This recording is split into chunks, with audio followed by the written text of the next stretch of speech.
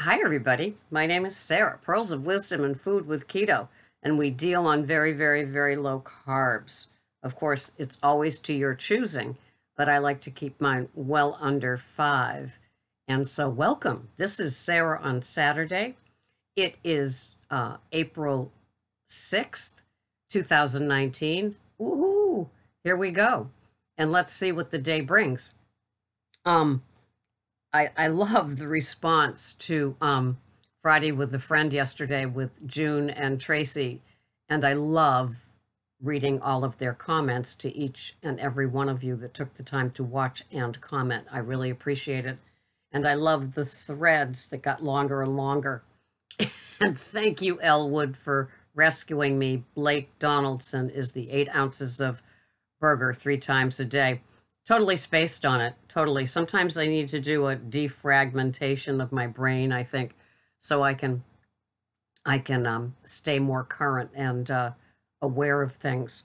It's been an interesting week for me. How about you guys?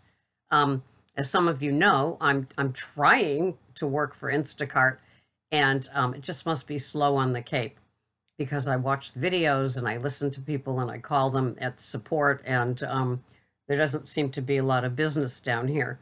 So I am scheduled for later today, though, so hopefully something will happen. But the earnings are slim, and I'm just hoping that in the summer there'll be more awareness of the shopping experience. But I've got this energy during the day, and even with the matroning at night, and I just thank you, food plan. And so I love the idea that it's never the same day twice. I don't want like a set schedule like I have for my matroning. I just love to get out there and do something in the service industry that's a little bit independent and flexible. So that's been my deal this week. I've had some great interviews coming up, but I do need more. My Friday with a Friend inventory is running low. So if you have interviewed with me and would love to do an update, I'm talking to you, Melissa. That would be great. Even you, Elward, if you would like to do a, you know, couple of months later, what I'm up to. So I'm always up for it. And a couple of people were talking about stalling. I won't mention their names in some of the comments from yesterday's Friday with a Friend. You're at a perfect place to be interviewed. Perfect. Because you are ripe. You are ripe. You're raw. You're right in the middle of it. It seems like, there's no hope right now, but sometimes just talking about it in the interview, and it gives you a breath of motivation and like change and energy to do some tweaking with some very simple things. Like even Tracy said herself that she's given up sweeteners and veggies and oils, and it's made a difference. And she's drinking her coffee black. Good for her. That is quite a great thing when I hear people can do that. So yeah, Friday with a Friend, always Tuesday with a Turtle. You can contact me at my Gmail email, parkersposey28@gmail.com. I'm going to post that below. And yes, to you those that inquire about mugs, I do have them. They're all available. The glass ones are kind of short supply, but the other ones I have ample amounts. So always happy to send out a new mug to a turtle, a snowflake, or a pickle. But being a turtle, I was laughing today. Do you think, if you ever have those moments when you can't sleep and you're kind of lying there putting your day together, like a starfish? Do any of you do the starfish thing? Whee! All 5 points. Maybe we're all starfishes. Who knows? But I was just laughing because you don't see or hear about turtles lying on their back, staring at the ceiling, wondering what they can do different in their food plan. No, turtles just don't do that. What do turtles do? They just kind of go along. I don't know if any of you watch Brockmire, but it's Hank Azaria, and it's his baby. It's now in the 3rd season, and it's very, very quirky. It's definitely not for everybody. But this particular season just began, so they're half-hour shows, And I don't know, I just find them very clever. Well, now he's sober because he had a drinking problem, and he's an announcer, and he's gone from the top of his game being an announcer for pro baseball um, companies, leagues, teams, and he's gone all the way down. And now he's got a chance with another team again, the Oakland team. And so, anyway, he's sober now. And so he's trying to go by the rules, which is to get a sponsor, which is kind of like how all of YouTube is to all of us. It kind of mentors us with our keto and carnivore way of eating. And so, so in the program, they say get a sponsor, which is somebody that's just going to guide you and, help you with your sobriety. And there's always that fine line of caretaking, enabling, and making them haul their own wagon of stuff. So, and it's supposed to be men with men and women with women, but in this episode, he gets a sponsor, and it's a female, and he's having trouble with relationships, which if you come from a family of addiction, you know how difficult relationships are when you're in the throes of your disease and when you're clean of it or sober. Even with food, just think about it. Here we are, clean and sober with our foods, or trying to be, working on it, and it's hard because the rest of the world looks. Just stop it. Why do you have to make such a big deal about going to this party, this get together? What's such a big deal? Just don't eat it. Oh, okay. Right. It's not that easy. And, my background is alcoholism and food addiction. So I know the territory well. And it's one day at a time. We're given a reprieve from, just being stupid about what we put in our mouths. So the female sponsor is just take no prisoners. She's great. And she says, so at the beginning of this, he's got a new apartment down in Florida. It's humid, it's yucky, and then there's this great big tortoise that ends up in his apartment, and it's like, what is he going to do with it? So it shows him just kind of like tossing onions, tomatoes, and lettuce, like obviously from a sub, at the turtle to eat, and then he wakes up and he slips and falls on some turtle or tortoise poo.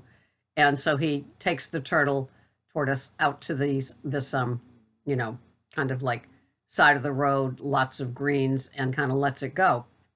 And so his new sponsor, is kind of saying, come on, just do something. We of course we have problems with relationships. Start small, get a plant. Now, if you're a carnivore, can you go get a plant? I mean, is that sacrilege? You can't just stare at a piece of meat, right? So she said, maybe a cat. Start with an animal, if you're having problems with relationships. So, of course, then it flashes in him that, well, that's what, his higher power, God, was sending him, was this tortoise to kind of take care of in the house. Hysterical. So it shows him back out on the roadside looking for this tortoise, because it's huge and heavy, and it's like you couldn't get that far, right? So then it shows him bringing the tortoise back in the house at the apartment at the end of the show. But you have to kind of laugh because, we do when we start getting sober with our health and our food choices, which seem to me to have this, very much connectedness, right? I mean, how many times do you watch these shows where people have all of these issues and you're just saying, it's your food. It's your food. It's your food. That's me. Good thing that, I'm not living in an apartment yelling at the TV while I'm all by myself. My cats are used to me. They know I'm weird. And so does Greg. So, yeah. So when you're seeing all of this, and it's just like, can't you see it's your choices? And we only hope for others that they find relief in their health as they age, because things change. Things definitely change. And so I was just kind of laughing. So that's my interesting sort of week. And I'm glad that show is back because he kind of cracks me up. It's kind of like in Shameless when one by one, you'll see some of the siblings end up in AA, and you hear the language of recovery. You know, even if it's Overeaters Anonymous or AA, even NA. You know, there's all certain terms that you can tell.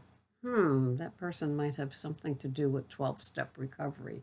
And that is how I began my food addiction journey in my early 20s, back in the 70s.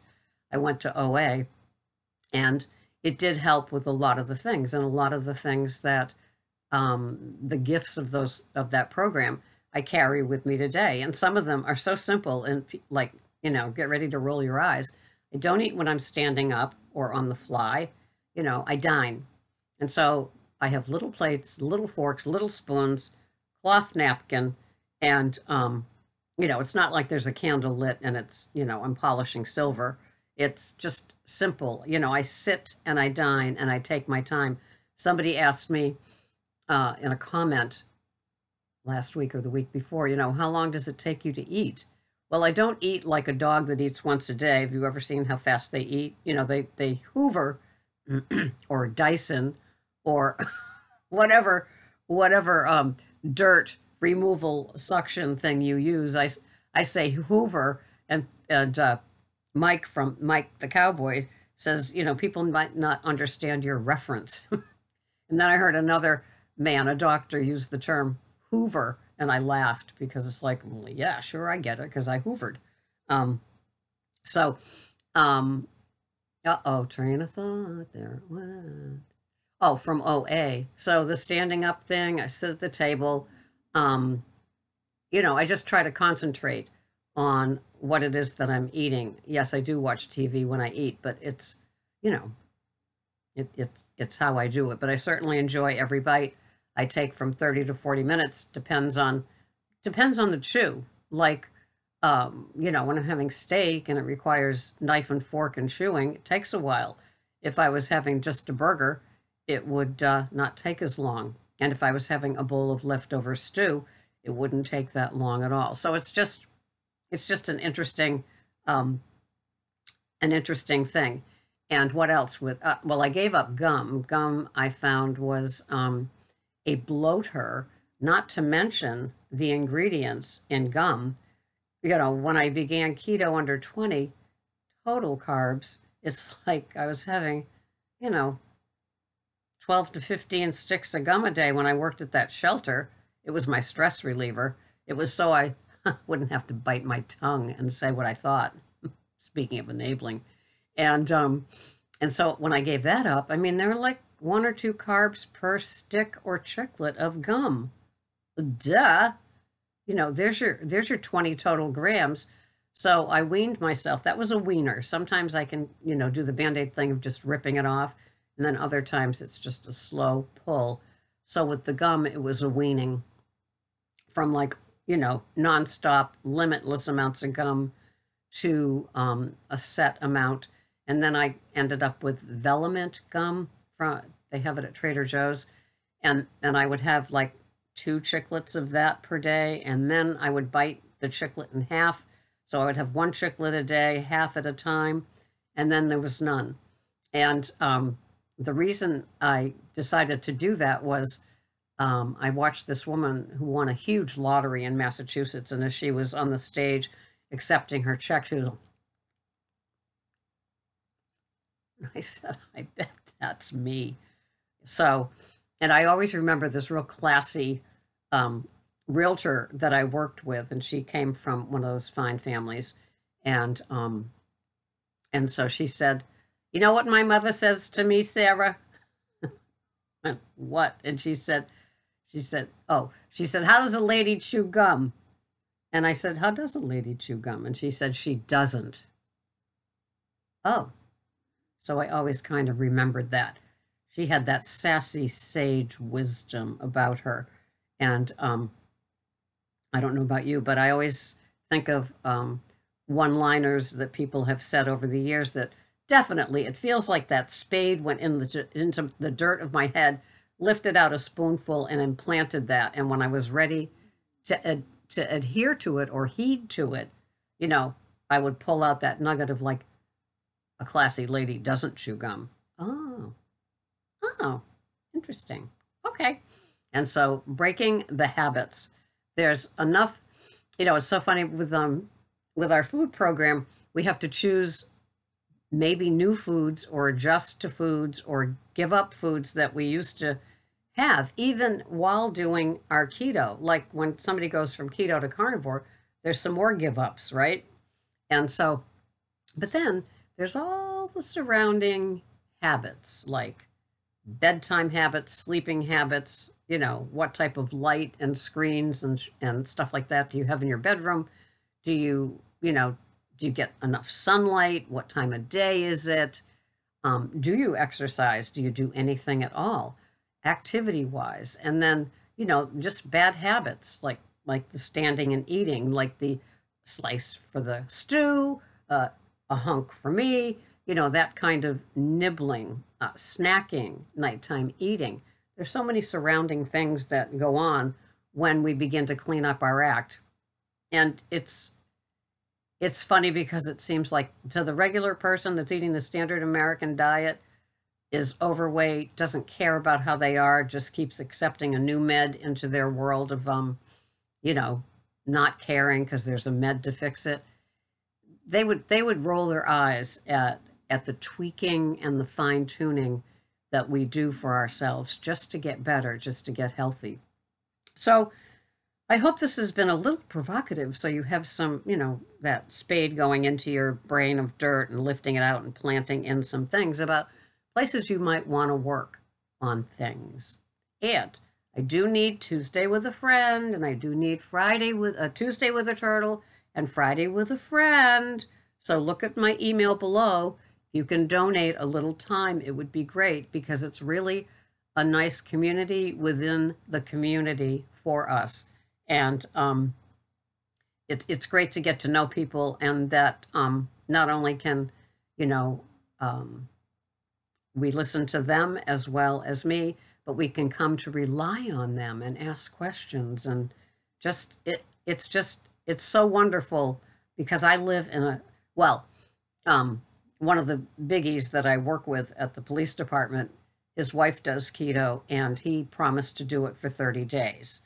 And so, it's around. And when one of the trim 30-year-old, snot in their nose, wet behind the ears does keto, they just eat steak for a week, and they drop 15. They're already trimmed to begin with.